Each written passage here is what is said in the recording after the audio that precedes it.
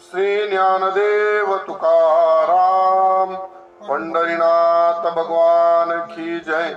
माऊली ज्ञानेश्वर महाराज की जय। जगद्गुरु तुकाराम महाराज की जय। ओम नमो ब्रह्मा दिव्यो ब्रह्म विद्या संप्रदाय कर्तृभ्यो वंश ऋषिभ्यो महद्भ्यो नमो गुरुभ्यः। सर्वोपप्लवरहित प्रज्ञान गण प्रत्यगर्तो ब्रह्मैवाहमस्मि ब्रह्मैवाहमस्मि। नारायणं पद्मभवं वसिष्ठं शक्तिं च तत्पुत्र पराशरं च व्यासं शुकं गौडपदं महान्तं गोविन्द योगेन्द्र मताश शिष्यं श्रीशंकराचार्यमतास्य पद्म पादं च हस्तामलकं च शिष्यं तं तोटकं वार्तिककारमन्यान् अस्मद्गुरुन् सन्ततमानतोऽस्मि। श्रुते स्मृतिपुराणानाम् आलयं करुणालयं नमामि भगवत्पादं शङ्करं लोकशङ्करं। शङ्करं शङ्कराचार्यं केशवं बादरायणं सूत्रभाष्यकृतौ वन्दे भगवन्तौ पुनः पुनः। ईश्वरौ गुरुरात्मेति मूर्तिभेद विभागिने व्योमवद्व्याप्तदेहाय दक्षिणामूर्तये नमः। ओम शांती शांती शांती ही। मंडळी जय हरी सर्वांना। काल आपण चतुर्थ प्रकरणाला प्रारंभ केला। चतुर्थ प्रकरणाचं नाव आहे द्वैत विवेक प्रकरण। द्वैताचा विवेक झाल्याशिवाय आपल्याला त्या द्वैताचा निराश करता येणार नाही।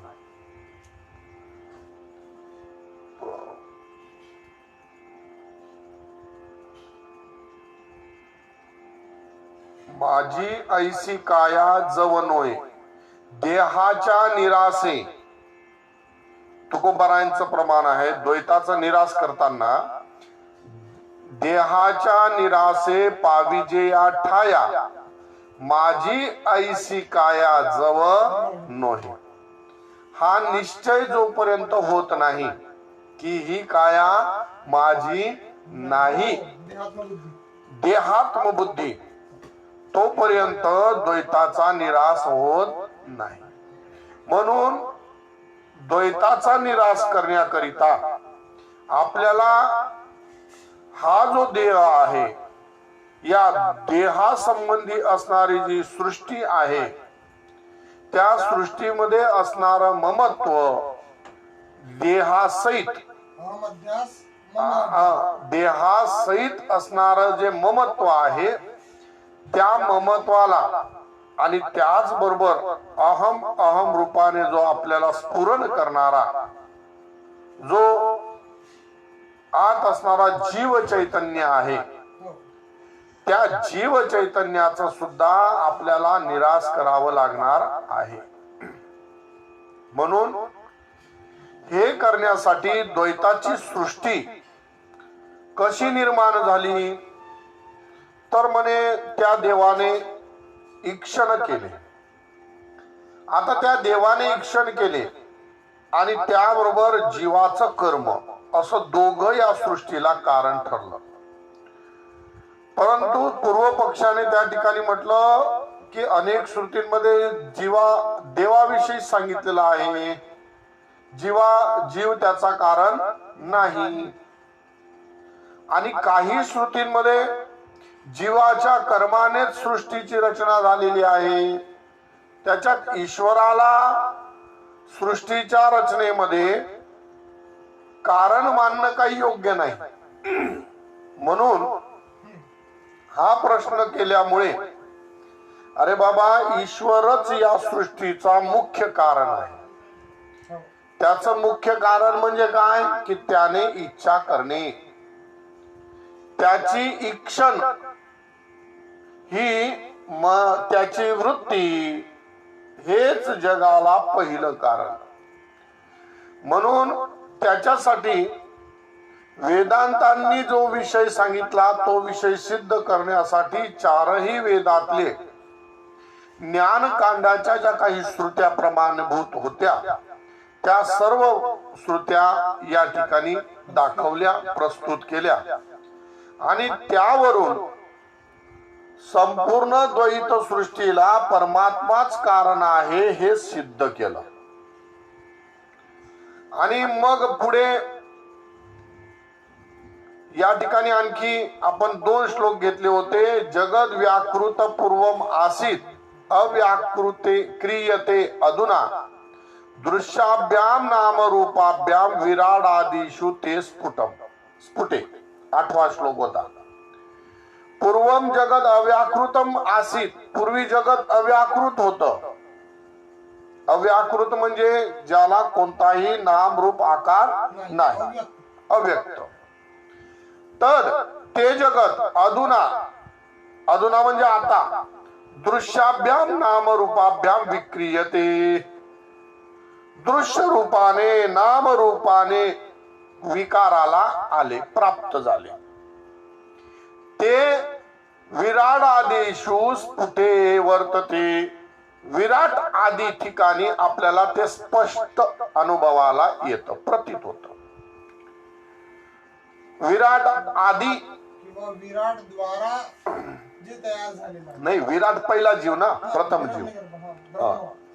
हिरण्यगर्भ प्रथम जीव, विराट समष्टी स्थूल प्रपंचाचा अभिमानी. त्या विराट आणि अत्यंत खालच्या प्रमाणे मुंगी पर्यंत या सगळ्या ठिकाणी आपल्याला त्या प्राण्यांमध्ये या संपूर्ण सृष्टीच्या विषयी, नाम रूपाविषयी, आकाराविषयी आपल्याला त्याचा अनुभव येतो, आपल्याला त्याचा अनुभव येतो. म्हणून मग हा अनुभव कसा येतो, पूर्व पक्षाने विचारला की कसे असे म्हणशील तर म्हणे ऐक. वीरान मनूर नरो गावह खराश्वाजा वयस्तथा पिपीलिकावधी द्वंद्व मिती वाजसने इन.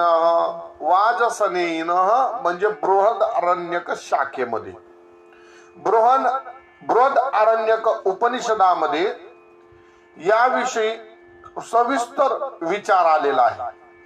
तो इथं थोडक्यात मांडला की विराट, मनु नरह, गावह, खर, अश्व, अज, आणखी यव, यव म्हणजे धान्य, या आदी पासून पुढे पिपीलिका अवधी पर्यंत, म्हणजे या समस्त सृष्टीचा पहिला जीव जो विराट म्हणजे ब्रह्मदेव, तिथून सुरुवात करून तर मग गाई, गाढव, घोडा, गाय, बकरी, मुंगी पर्यंत हे सगळे लहानापासून तर मोठ्यापर्यंत या सगळ्या प्राण्यांची द्वंद्व म्हणजे युगल, दोन जोडपी त्याने उत्पन्न केली. कोणे उत्पन्न केली? त्या परमात्म्याने. त्याला युग्म असं म्हणतात. ते युग्म निर्माण केले. कोणी केले? म्हणजे त्या परमात्म्याने. असं कुठं सांगितलं? वाजसनेई शाखायाम. वाजसनेई म्हणजे बृहद आरण्यक उपनिषदामध्ये सांगितलेलं आहे. मग या पद्धतीने आपण 4 वेद, उपनिषद, ऋग, यजुः, साम आणि अथर्व या 4ही वेदातल्या, ज्ञानकांडातल्या, उपनिषदातल्या श्रुत्या घेऊन जगताला कारण परमात्माच आहे याची सिद्धी केली. मग तात्पर्य काय निघालं? तर वेदांती जो विषय मांडतो त्याला श्रुती प्रमाण असेल तरच तो विषय मांडतो, म्हणजे तोच जगतामध्ये सांगतो.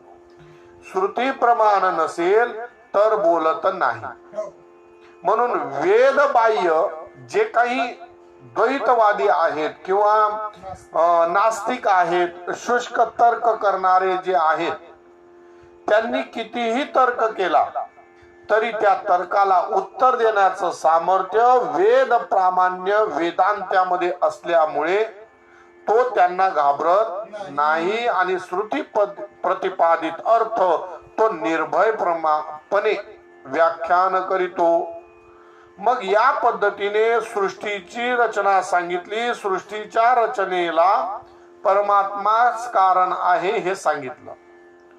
मग या सर्व स्मृती द्वैत सृष्टीचे कथन केल्यावर ब्रह्म जीव रूपाने त्यात प्रविष्ट झाले असेही सांगितले आहे. आता जीवसृष्टी कशी निर्माण झाली याविषयी थोडस चिंतन करायचं आहे. ऐका. कृत 10वा श्लोक आहे, 4था प्रकरण, पंचदशी. कृत्वा रूपांतरम जैवम देहे प्राविशदैश्वरः सदीश्वरः इति ताः श्रुतयः प्राहुः जीवत्वं प्राणधारणात्. जैव कृत्वा रूपांतरम जैव देहे प्राविशद ईश्वरः इति ता श्रुतयः प्राहुः जीवत्वं प्राणधारणात्. इथं जैव रूपांतरम कृत्वा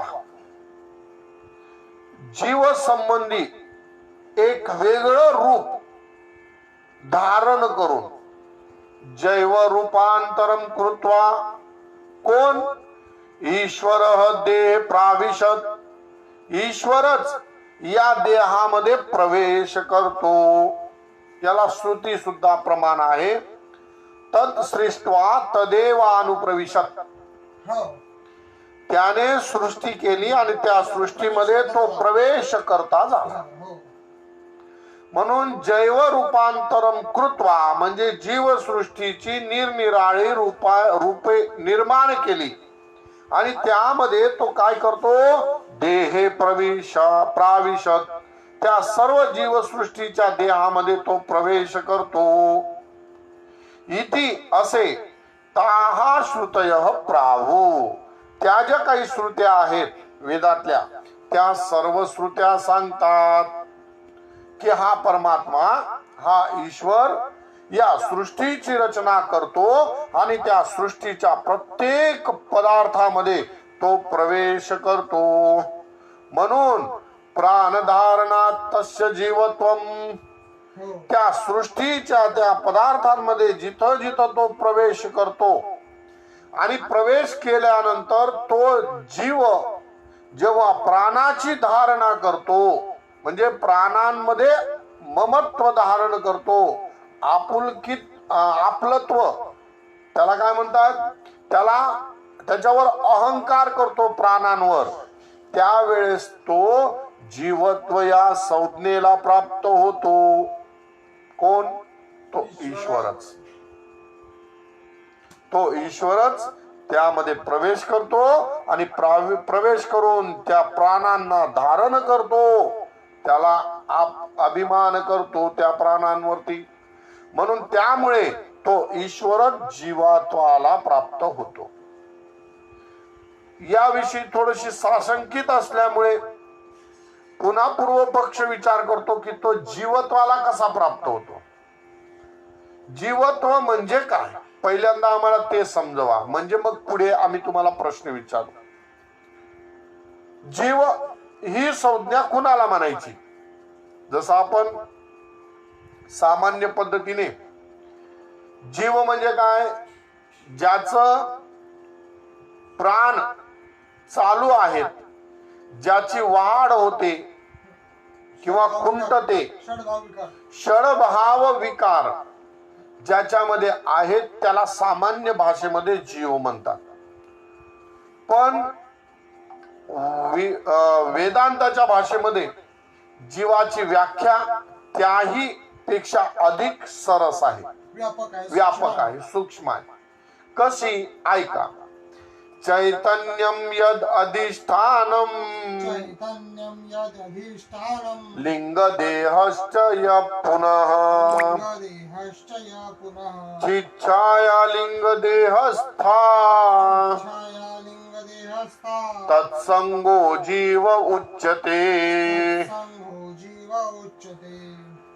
चैतन्यम यद अधिष्ठानम लिंग देहश्च य पुनः चिच्छाया लिंग देहस्था तत्संगो जीव उच्यते. ही जीवाची वेदांताने केलेली व्याख्या आहे, प्रमाणभूत व्याख्या आहे. जीव कोणी विचारलं जीव म्हणजे काय वेदांतामध्ये, तर त्याचं उत्तर या श्लोकाद्वारा आपल्याला देता येईल. चैतन्य रूपी जे अधिष्ठान आहे, यद अधिष्ठानम चैतन्यम, यह आणि पुन्हा लिंगदेह. लिंगदेह म्हणजे सूक्ष्म शरीर. सूक्ष्म शरीर किती तत्वाचं आहे? 17 तत्वाचं किंवा 19 तत्वाचं. 5 ज्ञानेंद्रिय, 5 कर्म इंद्रिय, 5 प्राण आणि मन बुद्धी, हे झाले 17 किंवा 19 पकडले तर 5 ज्ञानेंद्रिय, 5 कर्म इंद्रिय, 5 प्राण, मन बुद्धी चित्त आणि अहंकार, असे 21, असे 19. या 19 तत्वाचं लिंग शरीर म्हणजे सूक्ष्म शरीर. हे सूक्ष्म शरीर एक अधिष्ठान रूपी चैतन्य, याला अधिष्ठान काय आहे? चैतन्य. आणि त्याच बरोबर लिंग देहस्था चिच्छाया. लिंग देह म्हणजे काय? सूक्ष्म शरीर, अंतकरण. त्या अंतकरणामध्ये पडलेले चैतन्याचे प्रतिबिंब म्हणजे चैतन्याची छाया. या तिघांच्या संघाताला जीव उच्चते, जीव असं म्हणतात. जीवामध्ये या 3 गोष्टी आहेत. चैतन्याचं अधिष्ठान, सूक्ष्म शरीर आणि सूक्ष्म शरीरावर पडलेले चैतन्याचे प्रतिबिंब, याला जीव असं म्हणतात. ठीक आहे, लक्षात आलं व्याख्या? ही व्याख्या सर्वत्र स्वीकारलेली आहे. आता लिंगदेह आणि चैतन्याचं प्रतिबिंब हे दोन्ही जर बांधले तर हे दोन्ही समजा चैतन्य अधिष्ठान मानलं नाही, लिंगदेह आणि चैतन्याची छाया या दोघांना जीव मानलं तर हे दोघं जड आहेत. छाया जड आणि लिंग शरीर ही जड आहे, ते काही चेतन नाही. म्हणून यांना अधिष्ठान मानावं लागलं. बरं, लिंगदेह आणि अधिष्ठान चैतन्य या दोघांना जर मानलं असतं तर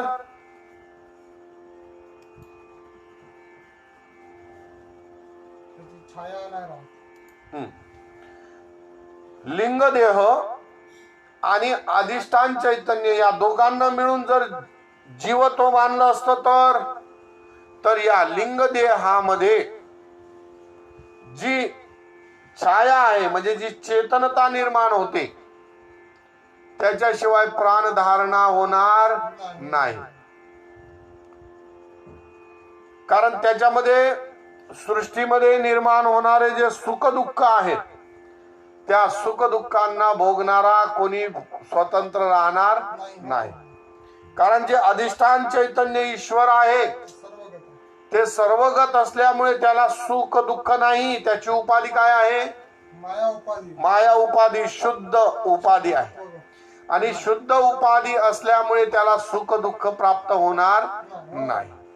आणि सुख दुःख प्राप्त होणार नाही म्हणजे कर्माचे भोग नाही. नाही हो. आणि कर्माचे जर भोग नाही तर पुन्हा सृष्टी निर्माण होईल का? नाही. म्हणून एकदाच सृष्टी निर्माण झाली, जीव एकदाच निर्माण झाला आणि पुन्हा सृष्टी लयाला गेली. मग सृष्टीचा आनंद घेण्याकरता परमात्म्याने जी सृष्टी निर्माण केली होती त्या निर्माण करून त्या आनंद त्या परमात्म्याला प्राप्त होणार ती लीला, नाही. ती क्रीडा ती संपन्न होणार लीला नाही. परिपूर्णतेने संपन्न होणार नाही. म्हणून या ठिकाणी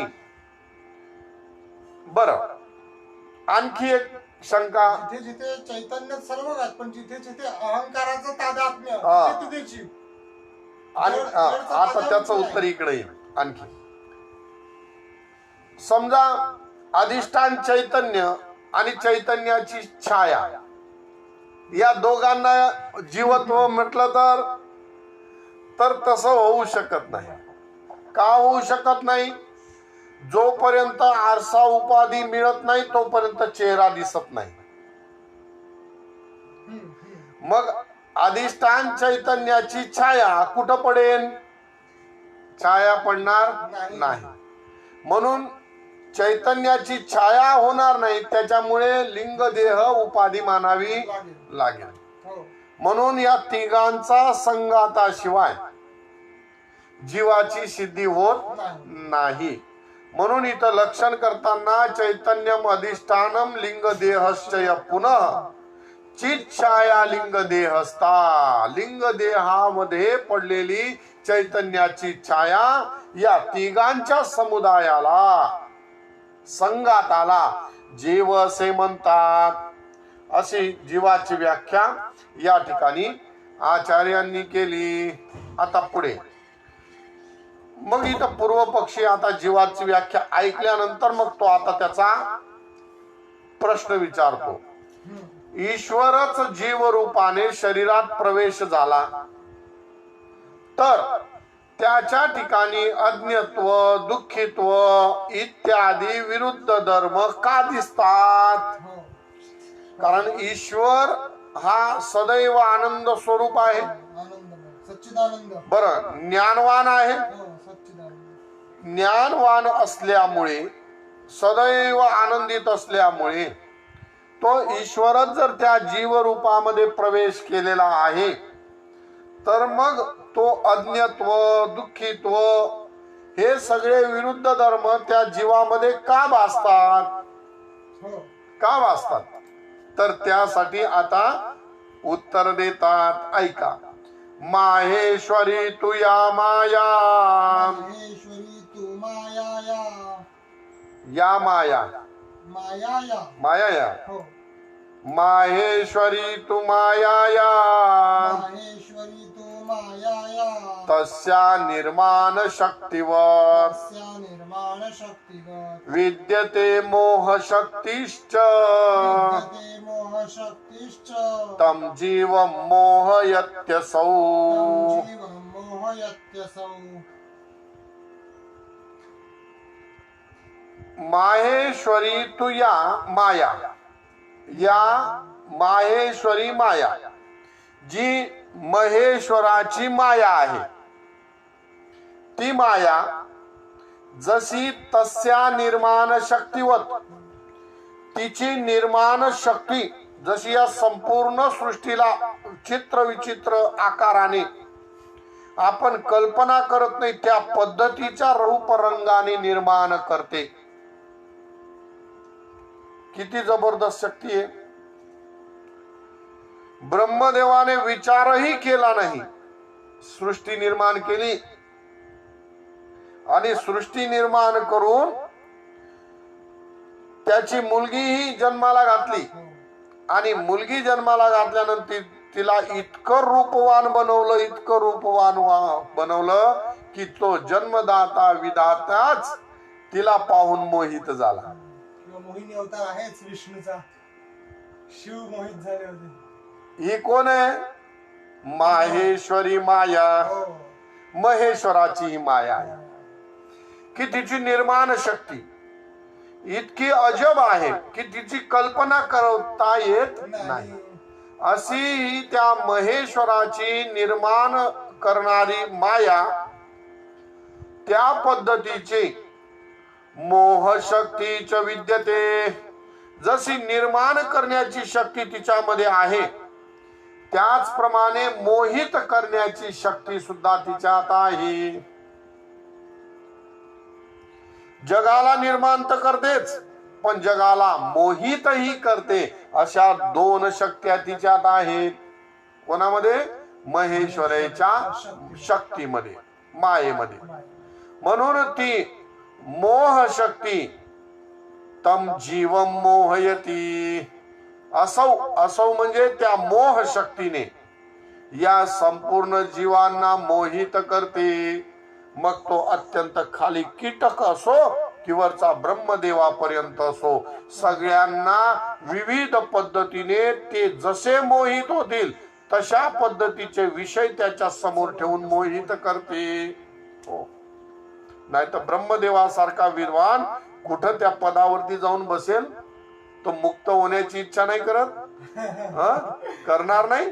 अहो, त्याने तर मुक्त होण्याकरताच तर ज्ञान प्राप्त केलं, पण तरी सुद्धा त्याला पदाचा मोह दिला आणि त्याला वरती अमर पदावरती बसून दिलं, काम करायला लावून दिलं, अधिकारी बनवून दिले. जसे काही संस्था असतात, त्या संस्था काय करतात की तरुण मुलींना आमिष दाखवतात. तू असं होऊ शकतो, तू तसं होऊ शकतो, तू हे करू शकतो, आणि या मोहित करून त्यांना मुफतचे कर्मचारी प्राप्त करून घेतात आणि त्यांच्याकडनं भरघोस काम करून घेतात. हा घरातलं छोटस काम ते त्याला दुःखात्मक वाटतं, पण तिकडं जाऊन त्या संस्थामध्ये पदांसाठी विविध प्रकारच्या प्रलोभनांना दाखवून ही लोक आभासात्मक प्रलोभनांनी या लोकांना सतत रात्रंदिवस राबवून घेतात. कशामुळे? मोहशक्ती. त्याच पद्धतीने ही माया, महेश्वराची माया निर्माण शक्ती बरोबर तिच्यात मोहशक्ती आहे आणि त्या मोहशक्तीने या संपूर्ण जीवांना ती मोहित करते. हो, खूप मोहित करते. कशी करते त्याच मोहनता इकडे दाखवतात, ऐका. त्यामुळे काय होतं, जीव काय करतो? मोहादनी शतां प्राप्य मग्नो वपुषि शोचती. ईश सृष्टमिदं द्वैतं सर्वमुक्तं समासतः. मोहाद अनिशतां प्राप्य मग्नो वपुषि शोचती. ईश सृष्टम इदम द्वैतम सर्वम उक्तम समासतः. मोहात अनिशतां प्राप्य वपुषि मग्नो सन शोचती. मोहात म्हणजे मोहामुळे, अनिशताम अन ईशताम म्हणजे तो वास्तविक अधिकारी आहे, तो ईश आहे, शास्त्र आहे, पण तो आपल्याला आता त्या जीव मध्ये प्रवेश केल्यानंतर या माये शक्तीने त्याला मोहित केल्यामुळे तो अनिशताम प्राप्य म्हणजे मी स्वतंत्र नाही, मी परतंत्र आहे, मी कुणाच्या तरी अधीनतेने मी कार्य करतो, अशा आपल्याच बुद्धीला दुसऱ्याच्या अधीन करून अनिशतां प्राप्य वपुषि मग्न संसोचती. त्या शरीरामध्ये निमग्न होऊन तो शरीराशी असणाऱ्या संबंधाशी तादात्म्य ठेवतो आणि शोक पावतो. शोचती, शोचती म्हणजे दुःखी होतो, दुःखाला प्राप्त होतो.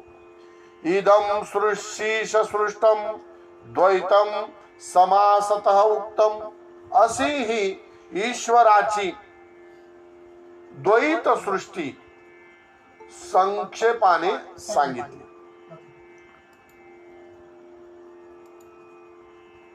आपल्याला लक्षात येत असेल की आपल्याला हा प्रश्न असा आला होता की जीवाची व्याख्या काय, की जीवाची व्याख्या सांगून तो ईश्वरच जीव बनतो, यासाठी ही माया शक्ती सांगितली.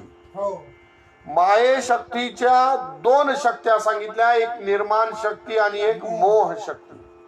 आणि या मोह शक्तीनेच तो ईश्वरच ईशताम प्राप्य, अनिश्वराला प्राप्त होतो. म्हणजे काय, आपल्या स्वतंत्रतेला विसरतो आणि परतंत्रत्वाला स्वीकारतो. विकार पावतो. विकार नाही पावत. त्या सूक्ष्म शरीरामध्ये असणारी बुद्धी, त्या बुद्धीला पराधीनता करतो आणि त्या मोहित होऊन त्या मायेद्वारा नियंत्रित होतो. स्वमाया हा, स्वमाया नियंत्रित होतो. कशामुळे? या मोहामुळे. अगोदर बघा, सांगितलं स्वमायाला तो आपल्या अधीन ठेवतो, म्हणून तो ईश्वर. आता आता तोच जेव्हा त्या ईश्वर आपल्या शक्तीने मोहित होतो तेव्हा जीवत्वाला प्राप्त होतो. आता तुम्ही सांगणार असं का? कारण ती चैतन्याची मायाच तशी आहे. कारण सृष्टीची संपूर्ण रचनाच त्याने बनवली आणि त्याने बनवून त्या संपूर्ण सृष्टीचा कारोबार कुणाच्या अधीन दिला? मायेच्या. मायेच्या अधीन दिल्यामुळे तो आता त्या कारभारात बोलणार नाही. तो असंग पुरुष. हा, कारण तो कसा आहे? असंगयम पुरुष. तो असंग राहणार आहे. म्हणून तो या ठिकाणी त्या जीवाला या मायेच्या अधीन होऊन, मोहित होऊन तो अनिश्वराला म्हणजे परतंत्रत्वाला प्राप्त होतो. आणि प्राप्त होऊन काय करतो तो? या शरीरामध्ये असणार जे तत्व, या शरीराशी संबंधित असणारे जेवढे काही विषय, त्यांशी तादात्म्य करतो. म्हणजे शरीरावर अहम अध्यास म्हणजे अहंता ठेवतो आणि शरीर संबंधी असणाऱ्या विषयामध्ये ममता ठेवतो.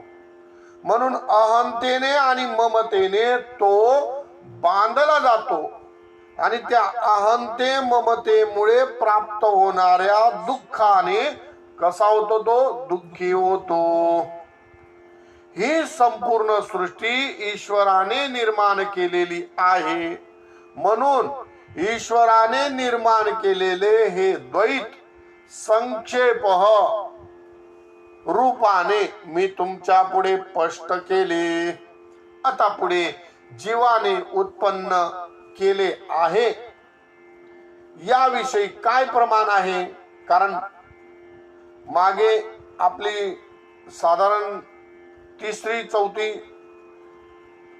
चौथ्या श्लोकामध्ये विचार झाला. ईश्वरेन अपि जीवेन द्वैत सृष्टम प्रपंचितम. ईश्वराने आणि जीवाने द्वैत सृष्टीची रचना केली. हे जे विचार सांगितला गेला तोच विचार आता पुन्हा ईश्वराविषयी संक्षेपाने केला गेला. म्हणून जीवाविषयी आता तो विचार करायचा आहे की जीवाने उत्पन्न केलेले सृष्टी, उत्पन्न केलेले द्वैत याविषयी काय प्रमाण आहे? श्रुती आहे का स्मृती आहे? ते आम्हाला जरा सांगा. तेव्हा आता विद्यारण्य मुनी त्याविषयी सांगतात. ऐका. सप्तान्न ब्राह्मणे द्वैतम जीव सृष्टम प्रपंचितम सप्त अन्नानि सप्त ज्ञानेन कर्मणा जनयत पिता. बघा, या ठिकाणी सांगितलेलं आहे पिता सप्त अन्नानी ज्ञानेन कर्मणा अजनयत. पिता म्हणजे कोण? हा लोकपाल त्याला आपण समष्टी जीव म्हणतो, जो सगळ्यांच्या आधी जन्माला आला. तो त्याला आपण लोकपालही म्हणतो. हा लोकपाल सप्तान्नानी 7 प्रकारचे अन्न, प्रथम जीव बर का, हा प्रथम जीव 7 प्रकारचे अन्न निर्माण करतो. कसा निर्माण करतो? ज्ञानेन कर्मणा अजनयत. ज्ञानाने आणि कर्माने तो या सृष्टीमध्ये, कोणत्या सृष्टीमध्ये? ईश्वराने निर्माण केलेल्या सृष्टीमध्ये, ईश्वराने निर्माण केलेल्या द्वैतामध्ये आपले 7 प्रकारचं अन्न म्हणजे द्वैत, जीवाने निर्माण केलेलं 7 प्रकारचं द्वैत तो निर्माण करतो. कसा करतो? त्याला उदाहरण देतात, ऐका. सप्तान्न ब्राह्मणे जीवसृष्टम द्वैतम प्रपंचितम अस्ति. ही गोष्ट कुठं गेली म्हणे? सप्तान्न ब्राह्मण आहे. बृहदारण्यकामध्ये आलेला आहे हा विषय. बृहदारण्यकामध्ये सप्तान्न ब्राह्मण नावाचं जे एक प्रकरण आहे, त्या प्रकरणामध्ये जीवाने या द्वैत प्रपंचाची निर्मिती केली असं स्पष्ट सांगितलेले आहे. ईश्वराने निर्माण केलेल्या सृष्टीमध्ये अर्थात द्वैतामध्ये या 7 प्रकारच्या अन्नांची निर्मिती त्या जीवाने केली. आता तुम्ही सांगणार त्या जीवाने केली, आम्हाला तर माहित नाही. सांगतो म्हणे ते 7 अन्न काय आहेत. 7 प्रकारचे अन्न जीवाने निर्माण केली. ती कशा करता उत्पन्न केले या प्रश्नाचं उत्तर देखील श्रुतीच सांगते. ऐका म्हणे. मर्त्यानामेकं देवान्ये,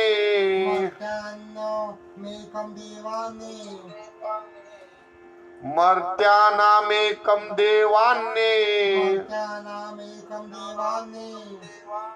द्वे पश्वान्नं चतुर्थकम् अन्यत्रितयमात्मार्थ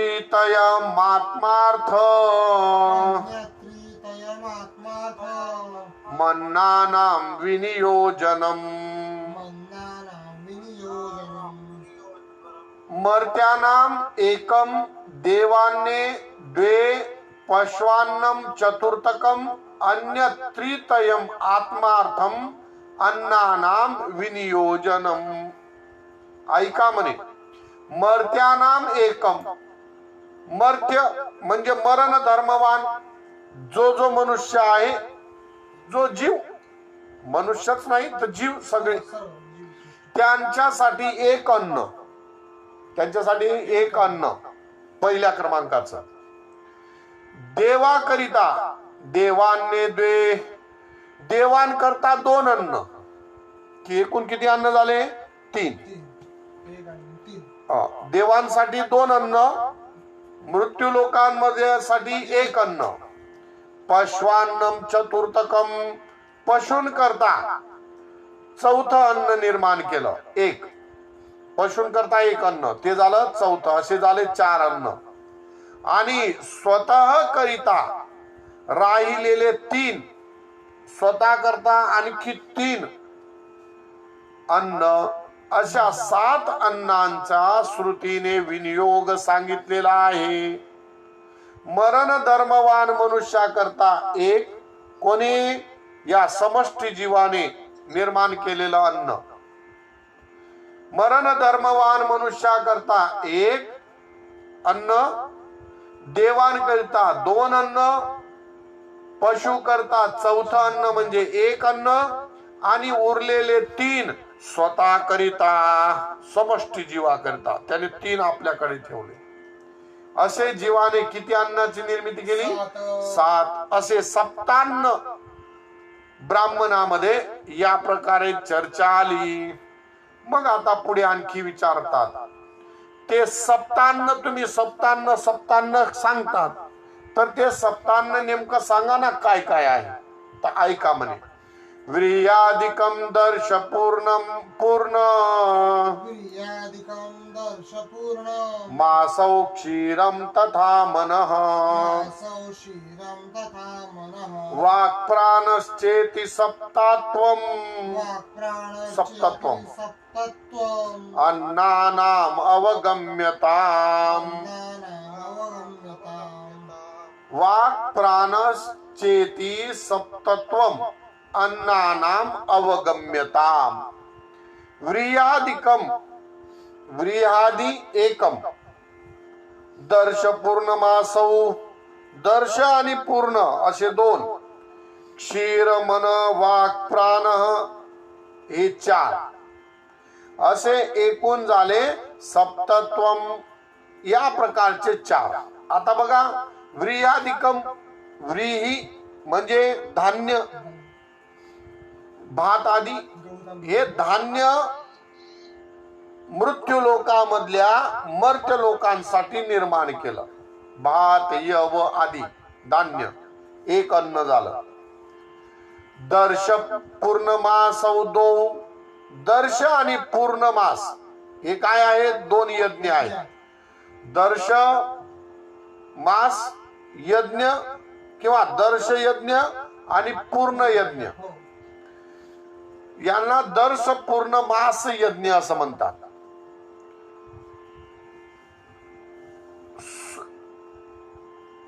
अमावशेला आणि पौर्णिमेला केले गेलेले हे दोन यज्ञ एक अमावशेच्या दिवशी केला जातो आणि एक पौर्णिमेच्या दिवशी केला जातो. या दोन अन्न आहेत कोणासाठी देवतेंसाठी. म्हणून देव कशाचे भुके असतात यज्ञाचे. यज्ञ केल्यानंतर त्या यज्ञात टाकलेला हवी त्या आहुतीद्वारा मिळणारा जो वायू स्वरूप सूक्ष्म अन्न ते त्यांच्यापर्यंत पोचत आणि त्याच्याने ते तृप्त होतात. आपल्या घरामध्ये सुद्धा आपण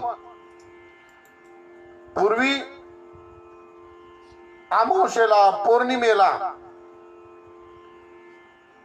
रोजच काढलं जायचं पण अमावस्या पौर्णिमेला विशेष अन्न शिजवलं जायचं आणि ते अन्न चुलीमध्ये नैवेद्य म्हणून टाकलं जायचं आणि वर्ण तुपाची धार सोडली जायची. ते अन्न पूर्ण जळलं की त्याच्यातला जो वास असायचा त्याच्यातला जो भोग असायचा तो पूर्वजांपर्यंत देवांपर्यंत तो पोचायचा आणि देवत्वाला प्राप्त झालेले पूर्वज त्याने तृप्त व्हायचे. किंवा नारळ आधी फिरवून ते नारळ जाळणं अशा अनेक प्रकारे भागाभागामध्ये त्या क्रिया केल्या जायच्या.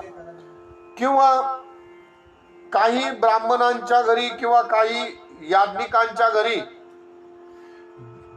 प्रत्येक अमावशेला आणि पौर्णिमेला यज्ञ व्हायचा आणि त्या यज्ञेमध्ये आजूबाजूचे लोक सुद्धा काही ना काही आपली सामग्री असावी ही सामग्री तिथपर्यंत पोहोचवायची.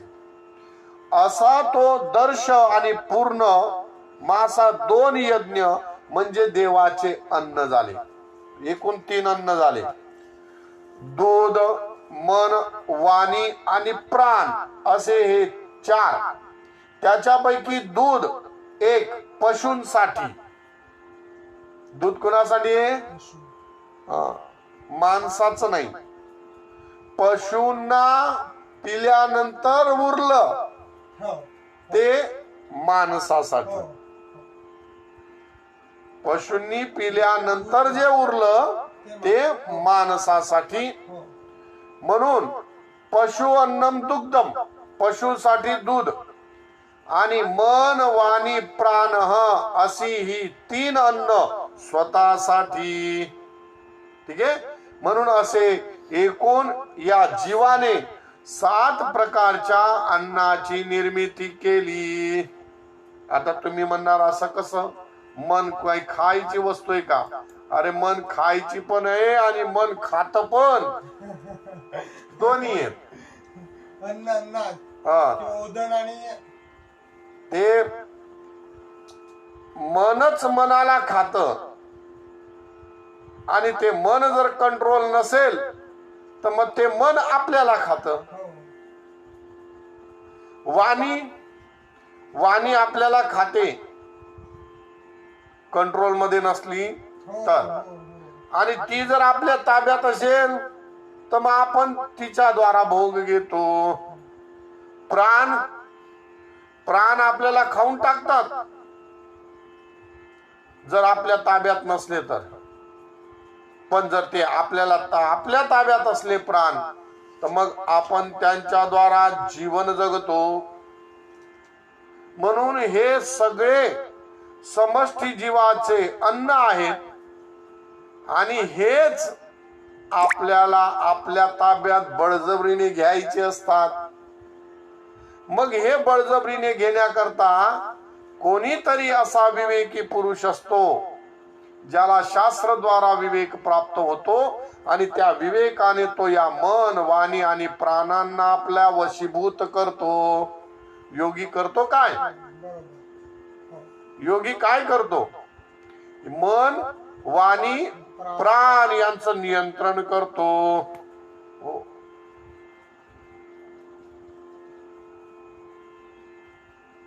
काय गीतेमध्ये श्लोक आलाय ना, तो मन, वाणी आणि प्राण यांना संयमित करतो. वाणीलाही संयमित करतो, मनालाही संयमित करतो आणि प्राणांनाही संयमित करतो. तेव्हा तो योगी होतो. म्हणून असे हे 7 प्रकारचं अन्न जीवाने निर्माण केले. आता त्याच्यावर प्रश्न पूर्व पक्षी करतो, ऐका. अहो पण या 7 अन्नाचा सृष्टीतच अंतर्भाव होतो आणि जर या 7 पदार्थांचा सृष्टीमध्ये जर अंतर्भाव होतो तर मग तुम्ही ते ईश निर्मित असूनही जीव निर्मित कसे सांगता? जीवाने निर्माण केले असे का म्हणता? कारण हे जेवढे पदार्थ सांगितले हे सगळे ईश्वराच्या सृष्टीमधले आहेत की नाही? हो. सगळे ईश्वराच्या सृष्टीमधले आहेत. म्हणजे ईश्वर द्वैतातले आहेत आणि ईश्वर द्वैतातले असून सुद्धा तुम्ही हे जीवाने द्वैत निर्माण केले असे का म्हणतात? त्याचं कारण ऐका. ईशेन यद्यपेतानी निर्मितानि स्वरूपतः तथापि ज्ञान कर्माभ्याम जीवो कार्षि तदन्तताम. ऐका. ईशेन यद अपि एतानि निर्मितानि स्वरूपतः तथापि ज्ञान कर्माभ्याम जीवः कार्षि तद अन्नताम. यद्यपि ईशेन स्वरूपतः एतानि निर्मितानि. यद्यपि म्हणजे जरी देखील ईश्वराने स्वरूपतः स्वरूपाने या संपूर्ण पदार्थांना निर्माण केलं, तथापि तरी देखील जीवेन ज्ञान कर्माभ्याम या जीवाने ज्ञान आणि कर्माने, ज्ञान आणि कर्माच्या योगाने तद अन्नताम आकर्षित त्या अन्नताला म्हणजे त्या अन्नाला आपल्याकडे आकर्षित केले. अर्थात त्यांना प्रलोभन देऊन ते अन्न आपले केले. जसं एखाद्या सरकारी असणारी जागा, ती जागा जसे व्यक्ती सरकारी अधिकाऱ्यांना प्रलोभन करू देऊन काहीतरी आमिष दाखवून त्या जागा जशा आपल्या नावावर करून घेतात आणि त्या जागेवरती आपली मालकी स्थापन करतात, त्या पद्धतीने हा जीव जरी देखील ही सृष्टी ईश्वराने निर्माण केलेली असली तरी देखील हा जीव त्या ईशाने निर्माण केलेल्या सृष्टीमध्ये आपलं ज्ञान आणि कर्म याच्या सामर्थ्याने त्या संपूर्ण सृष्टीला आपल्या वशीभूत करून घेतात. त्या पदार्थांना आपले करून घेतात, म्हणजे आपला हक्क त्याच्यावरती स्थापन करतात, आपला ब्रांड लावतात त्याच्यावरती. जसं काही लोक काही पदार्थ भारतातच बनतात, ते सगळे पदार्थ घेऊन जातात आणि तिकडं जाऊन त्यांची पॅकिंग लावून पुन्हा भारतात विकायला आणतात. ते सगळे पदार्थ कुठं बनलेले आहेत? भारतामध्ये किंवा आपल्या मुंबईच्या वरळी या एरियामध्ये, किंवा तो मोठा झोपडपट्टी धारावीच्या इथं बनलेले मटेरियल आणि ते विदेशाचा ब्रँड लावून आपल्याला पॅकिंग करून विकला जातो. त्या पद्धतीने ईश्वराने निर्माण केलेले द्वैतामध्येच हा जीव आपला ज्ञान कर्माद्वारा आपले पदार्थ करून घेतो. ऐका मग, अर्थात काय करतो नेमकं ते सांगतात, ऐका. ईश कार्यम जीव भोग्यम जगद्वाभ्याम समन्वितम पितृजन्या भर्तृभोग्या यथा योषित तथेशता. ईश कार्यम जीव भोग्यम जगद्वाभ्याम समन्वितम पितृजन्या भर्तृभोग्या यथा योषित तथा एषताम. ऐका म्हणे, यथा योषित, योषित म्हणजे स्त्री, जशी स्त्री पितृजन्या, हा पित्याद्वारा जन्य झाली म्हणजे निर्माण झाली, पित्याची पुत्री, पण ती पित्याची पुत्री भर्तृभोग्या, भर्तृ म्हणजे पती, पतीद्वारा ती भोग्य होते. एकच स्त्री पित्याद्वारा जन्माला आली आणि पुढे भर्तृ पतीची भोग्या होते. तथा त्याप्रमाणे जगद ईश कार्यम, जगद हे ईश्वराचं कार्य आणि जीव भोग्यम इति, जीवाचं ते भोग्य बनत. इति द्वाभ्याम समन्वितम ईशताम. या प्रकारे जीव आणि ईश सृष्टीचे भोग्य आणि भोग्य जगात ईश कार्य व जीवाचे भोग्य असे हे दोन प्रकारे संबंध लावून त्याचा समन्वय करावा, त्याचा विचार करावा. म्हणून ईश्वराने द्वैत निर्माण केले, त्या ईश्वराने निर्माण केलेल्या द्वैतामध्येच जीवाने आपलं भोग्यत्व पाहून त्या त्या विषयांना भोग्य बनवलं, त्याच्यामध्ये आपली निर्मिती केली. या पद्धतीने ईश्वर आणि जीवाच्या सृष्टीविषयी आज आपण या ठिकाणी पाहिलं. मग जीव ईश्वर यांचा जगत उत्पत्तीचे साधन आता सांगतात की या संपूर्ण जीवाने पण द्वैत निर्माण केले आणि ईश्वराने पण द्वैत निर्माण केले. या दोघांच्या द्वैत निर्माण करण्यामध्ये, जगत उत्पत्ती करण्यामध्ये काय साधन आहे ते आता पुढे सांगतील, ते आपण उद्या बघू. पुंडलिक वरदा हरी विठ्ठल, श्री ज्ञानदेव तुकाराम, पंढरीनाथ भगवान की जय, माऊली ज्ञानेश्वर महाराज की जय, जगद्गुरु तुकाराम महाराज की जय. जय हरी मंडळी. जय हरी.